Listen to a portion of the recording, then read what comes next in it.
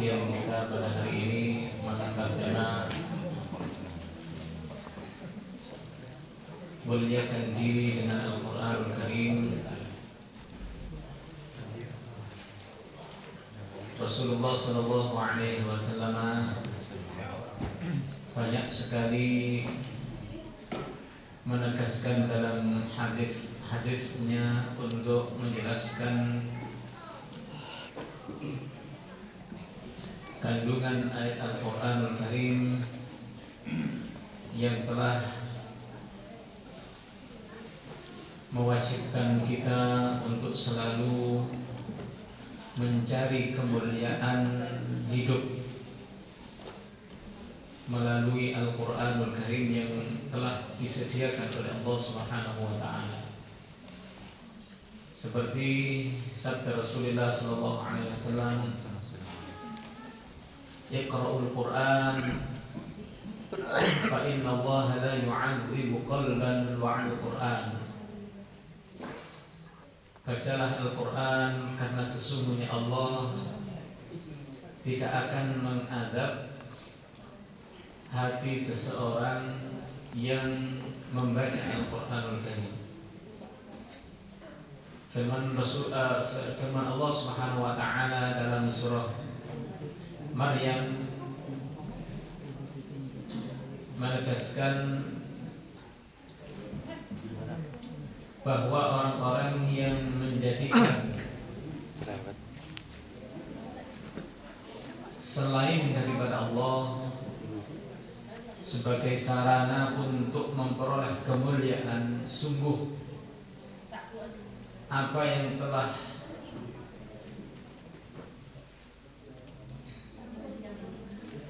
ia perbuat dalam mengambil selain daripada Al-Quranul Karim sebagai sarana untuk memperoleh kemuliaan, maka pada hari kiamat nanti akan berubah menjadi musuh. Sebagaimana firman Allah, وَاتَّخَذُوا مِن دُونِ اللَّهِ آلِهَةً لِيَكُونُوا لَهُمْ عِزًّا كَلَّا سَيَكْفُرُونَ بِعِبَادَتِهِمْ وَيَكُونُونَ عَلَيْهِمْ ضِدًّا.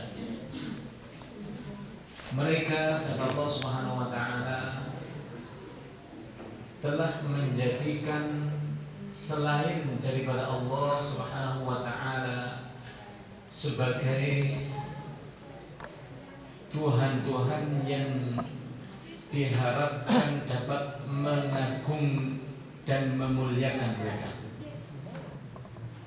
Mereka menjadikan Tuhan selain Allah Subhanahu wa Ta'ala liyakunu lahum 'izza, agar mereka memperoleh kemuliaan hidup. Tuhan selain daripada Allah Subhanahu wa Ta'ala ada kalanya hawa nafsu. Orang yang menyembah hawa nafsu atau menjadikan hawa nafsunya sebagai Tuhan. Seperti firman Allah, afara'aita man ittakhadha ilahahu hawa. Tahukah kamu orang yang menjadikan hawa nafsunya sebagai Tuhan? Afa anta takunu 'alaihi wakila? Apakah kamu akan menjadikan mereka orang yang menjadikan hawa nafsu sebagai pelindung? Jangan. Ini artinya orang yang menjadikan selain daripada Allah Subhanahu wa Ta'ala sebagai pelindung, maka mereka itu berarti telah menjadikan hawa nafsunya atau segala apa yang ada itu sebagai Tuhan. Kalau kecintaannya sepenuhnya diberikan untuk hawa nafsu kepada orang lain dan seterusnya, harta dan seterusnya, maka berarti dia telah menjadikan Tuhan-Tuhan itu selain daripada Allah. Tidak lain tujuan yang mereka lakukan itu adalah agar mencari kemuliaan hidup. Kemudian dibantah oleh Allah Ta'ala, apa yang mereka cari berupa kemuliaan hidup sekali-kali tidak akan pernah mereka dapat. Sebaliknya, sayakfuruna bi'ibadatihim, mereka kelak akan mengingkari apa yang sebelumnya mereka bangga-banggakan. Kapan itu? Pada hari kiamat nanti. Seperti yang dulu sudah saya sampaikan, bahwa setiap kekasih di dunia ini, jika tidak didasari karena cinta kepada Allah Subhanahu wa Ta'ala, maka kekasih ini akan berubah menjadi musuh. Dulu kalau kita menganggap waktu di dunia, orang yang kita cintai, nafsu kita yang kita bangga-banggakan, harta yang kita banggakan pula, maka pada hari kiamat nanti sesuatu yang kita anggap sebagai sarana yang bisa memuliakan kita, maka pada hari kiamat nanti akan berubah menjadi musuh yang akan merendahkan derajat kita. Seperti firman Allah Subhanahu wa Ta'ala dalam surah Al-Ankabut. Allah berfirman menceritakan tentang seruan dan peringatan yang disampaikan oleh Nabiullah Ibrahim alaihissalam kepada kaumnya. Wa yawmal qiyamati yakfuru ba'dukum bi ba'dhin wa yal'anu ba'dukum ba'dha. Pada hari kiamat nanti, sebagian di antara kalian akan mengingkari sebagian yang lainnya, dan sebagian di antara kalian akan melaknat sebagian yang lainnya. Wa ma'wakumun nar, semuanya di antara kalian akan menempati neraka sebagai tempat kembali selama-lamanya untuk kalian yang mencari kemuliaan selain daripada Allah Subhanahu wa Ta'ala. Karena pada dasarnya dunia ini tidak ada yang mulia kecuali dunia ini dimuliakan oleh Allah Subhanahu wa Ta'ala. Oleh karena itu sangatlah merugi seseorang kalau mencari kemuliaan kepada selain daripada Allah yang ada di dunia ini. Mengapa dikatakan dunia ini adalah dunia? Dunia itu diambilkan dari kata-kata dana dalam bahasa Arab, yang berarti dana dekat, artinya dekat. Apa yang maksud dekat? Umurnya sangat singkat. Baik manusia sendiri, ya kan? Umurnya singkat. Kemudian kekayaan pun juga seperti itu, tidak lama. Itu dana, arti yang pertama adalah dekat. Dana, arti yang kedua adalah menunjukkan arti dani, yang artinya rendah atau hina. Sebab tempatnya adalah di bawah. Tak sesuatu pun yang ada di atas ini satu saat akan kembali ke bawah, ke tanah. Makanya dikatakan sebagai dunia yang artinya adalah hina. Ini artinya Allah Subhanahu wa Ta'ala mengingatkan dengan nama dunia ini, dengan kata-kata dunia, mengingatkan kita, wahai manusia, sesungguhnya umur kalian di dunia ini dan umurnya keberadaan dunia ini adalah sangat dekat, sangat pendek untuk segera kembali kepada Allah Subhanahu wa Ta'ala Sang Penciptanya. Makna yang kedua, wahai manusia, dunia itu adalah hina. Janganlah mencari kemuliaan kepada sesuatu yang hina, karena tak seorang pun yang mencari kemuliaan terhadap sesuatu yang hina kecuali dia pasti akan memperoleh kehinaan. Carilah kemuliaan kepada Allah yang maha mulia. Lah sarana untuk memperoleh kemuliaan dari Allah Subhanahu wa Ta'ala adalah dengan firman-firman-Nya, yaitu dengan Al-Qur'anul Karim. Karenanya Allah Subhanahu wa taala berfirman, "Iqra wa rabbukal akram." Bacalah Al-Qur'an. Tuhanmu yang memerintahkan kamu untuk membaca Al-Qur'an adalah Al-Akram, Maha Mulia. Ini mengisyaratkan bahwa tak seorang pun di antara kalian yang membaca Al-Quran kecuali pasti akan mendapatkan kemuliaan dari Sang Maha Mulia, yaitu Allah Subhanahu wa ta'ala. Karena Allah adalah Zat yang Maha Kekal. Allah adalah Zat yang memiliki alam semesta ini. Janganlah menghambakan diri kita kepada makhluk yang rendahan, tapi hambakan diri kita kepada Allah Subhanahu wa taala melalui cara yang telah ditetapkan oleh Allah dengan Al-Qur'anul Karim. Iqra'ul Qur'an, bacalah Al-Qur'an. Fa innahu ya'ti yaumal qiyamati syafi'an li ashabihi. Karena sesungguhnya Al-Qur'an pada hari kiamat nanti akan datang untuk memberikan syafaat bagi orang yang selalu membaca Al-Quranul Karim. Kalau kita belum bisa membaca Al-Quran, mulai saat ini kita belajar membaca Al-Quran. Kalau kita belum mengerti arti daripada Al-Quran, mulai saat ini kita hendaknya memahami ayat Al-Quranul Karim. Utamakan Al-Quran, muliakan Al-Quran, pasti kita akan diutamakan dan dimuliakan oleh Allah Subhanahu wa taala. Karena hanya itu, sudah tidak ada cara lain juga. Kalau ingin mulia, dan ini memang sudah otomatis kita itu hidup harus mulia, baik di dunia maupun di akhirat. Meskipun tubuh kita kecil, meskipun kita akan kembali kepada Allah dalam keadaan mati nanti, tetap kita harus mendapatkan pahala yang mengalir, mendapatkan kemuliaan hidup dunia maupun akhirat. Ini mungkin yang bisa saya sampaikan, pengantar dan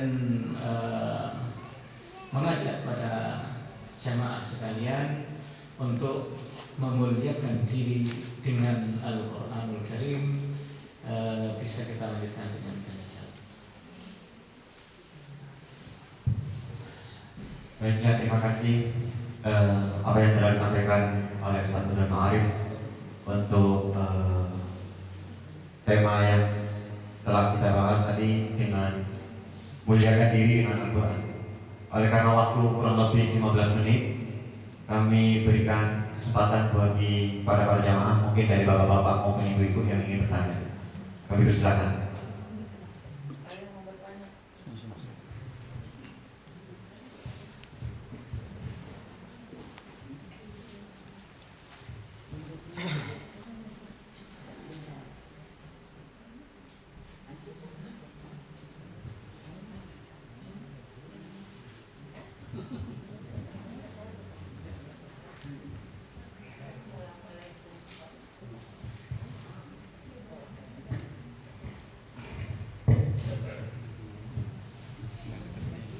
Assalamualaikum Pak Ustaz. Saya mau bertanya, Indonesia adalah negeri Islam yang besar.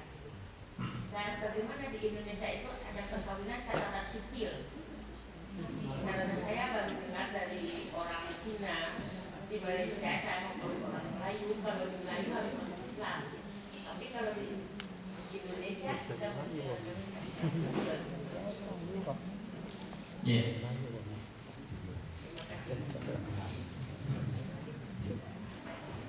Mau kawin di Malaysia? Malaysia Oh. Di Indonesia itu sudah ditetapkan ya, pernikahan yang sah tentunya harus dengan catatan KUA ya. KUA catatan sipil itu resmi. Ya sangat baik sekali ini ditegaskan agar terhindar dari penyelewengan dan penipuan apabila ini diadakan namanya seperti yang disebut dengan nikah siri. Nikah siri itu dikhawatirkan setelah nikah ditinggal lari oleh si suami yang tidak bertanggung jawab. Nah, dengan catatan sipil itu otomatis orang yang nikah itu sudah tercatat masuk dalam data pemerintahan, sehingga kalau dia lari dari tanggung jawabnya akan ketahuan dan mudah untuk dilacak. Ya, seperti itu. Di samping sistem atau cara nikahnya pun juga disesuaikan dengan tentunya agama masing-masing. Gimana?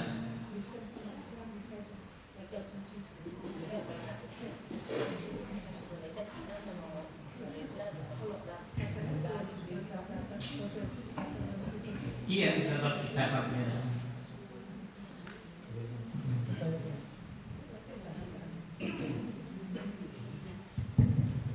Sekali lagi Assalamualaikum. Waalaikumsalam. Biasa dengan informasi. Jadi saya ingin menyampaikan informasi ini bahwa di Indonesia, mungkin juga di sini, itu istilah waria atau dengan kata lain ada yang waria kan istilahnya banci gitu Pak ya. Tapi ada lagi di sini dikatakan gay gitu Pak ya. Itu mereka kalau di sini kan istilahnya halal hajar mereka kawin antara laki-laki dengan laki-laki. Ini di sini maksudnya halal saja di sini. Tapi maksud saya di Indonesia itu menurut Pak Ustadz gimana hukumnya? Menurut Islam. Terima kasih sebelumnya. Itu yang disebut dengan liwat, ya. Seperti kaumnya Nabiullah Lut. Sabda Rasulullah sallallahu alaihi wasallam, "Idza ra'at ahadukum man yaf'alu mithla qaumi Lut, faqtulul fa'il wal maf'ul." Apabila kamu melihat, kata Rasulullah, ada seseorang yang melakukan homoseks, maka bunuhlah orang yang melakukan itu dan yang dilakukan, ya. Hanya kedua-duanya bunuhlah, karena itu merupakan sumber bencana dan malapetaka yang akan ditimpakan oleh Allah Subhanahu wa taala kepada kaum itu, sebagaimana Allah Subhanahu wa taala mengazab dengan azab yang keras kepada kaum Lut alaihissalam. Oleh karena itu tetap hukumnya haram dan tak seorang pun dibenarkan menghalalkan cara seperti itu, karena Allah Subhanahu wa taala yang menciptakan manusia Belanda ini atau manusia Indonesia atau manusia yang ada di dunia ini adalah Allah yang telah mengharamkan perbuatan keji. Oleh karena itu hukum itu tetap harus kita katakan haram, meskipun orang-orang sini menghalalkan apa yang diharamkan oleh Allah Subhanahu wa taala. Hukum itu tetap haram, berlaku untuk setiap umat manusia di negara mana saja, manusia dalam bentuk apa saja, apakah mereka mengatasnamakan dirinya sebagai waria, banji, atau lesbian dan seterusnya, tetap diharamkan oleh Allah. Ya. Tapi ada untuk pesantren, makanya Ustaz. Tapi ada pondok pesantren Muslim buat orang waria di Jakarta. Itu sebagaimana? Mungkin pondok pesantren untuk membenahi atau untuk menyadarkan mereka, sebagaimana di Indonesia juga banyak pondok pesantren bagi anak-anak kecandu narkoba. Ya, ada ya, istilahnya itu pengobatan yang ditangani secara khusus terapi, ya, yang dilakukan oleh pondok-pondok seperti itu untuk menjadikan mereka sadar kembalinya seperti itu.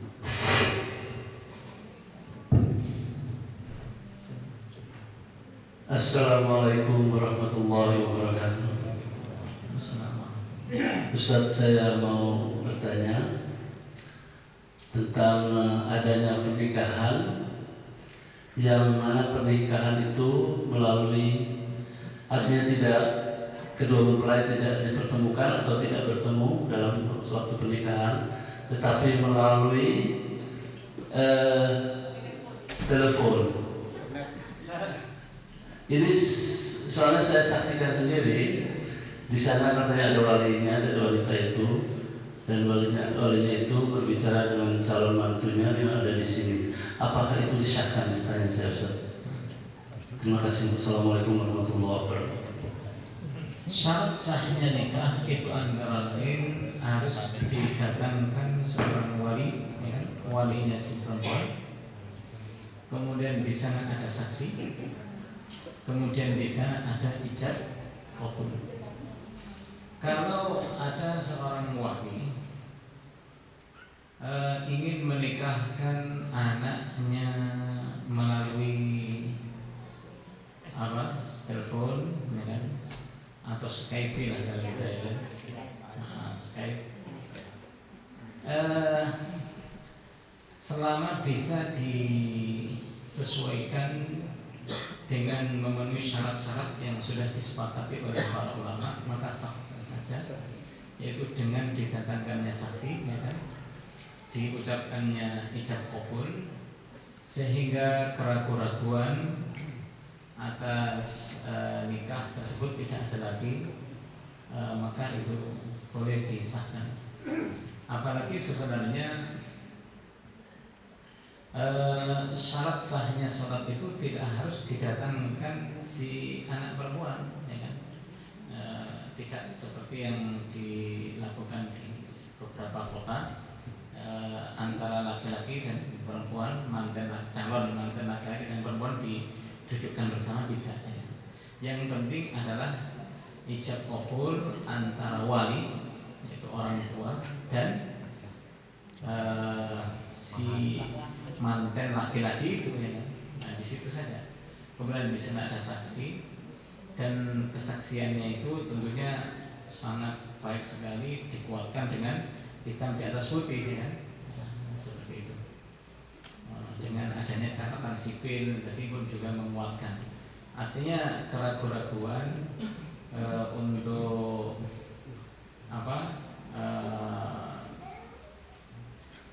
sahnya akad nikah itu tidak ada lagi, ya kan? Bisa diperkuat, saling percaya, dan seterusnya, insya Allah ya, bisa diterima sah.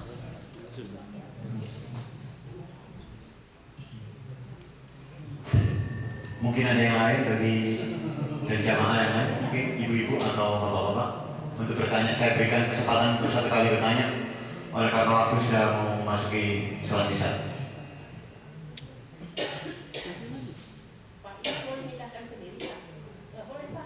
Gimana? Kalau Pak Imam mau nikah, kata seperti Pak Agim. Pak Agim kan udah nikah lagi. Terus kan istri bilangnya, saya cinta sekali sama istri saya begini-begini. Tapi sekarang kan udah lepas. Kalau sebagai imam boleh nikahkan sendiri? Tidak boleh. Tidak boleh. Tidak boleh. Karena imam itu. Menikahkan siapa? Menikahkan dirinya sendiri? Iya. Nggak bisa. Yang berhak menikahkan itu adalah orang tuanya perempuan. Ya.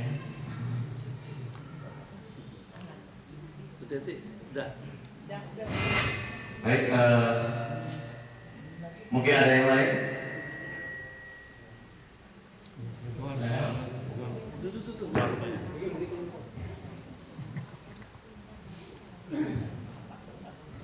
Assalamualaikum warahmatullahi wabarakatuh. Pak Ustadz, saya bertanya soal Quran Al-Karim. Kita kan itu sudah tahu, itu firman Allah Subhanahu Wa Taala. Kalau nggak salah, itu maaf,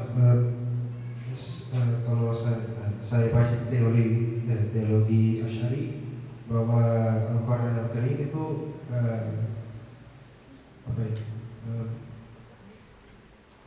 bahwa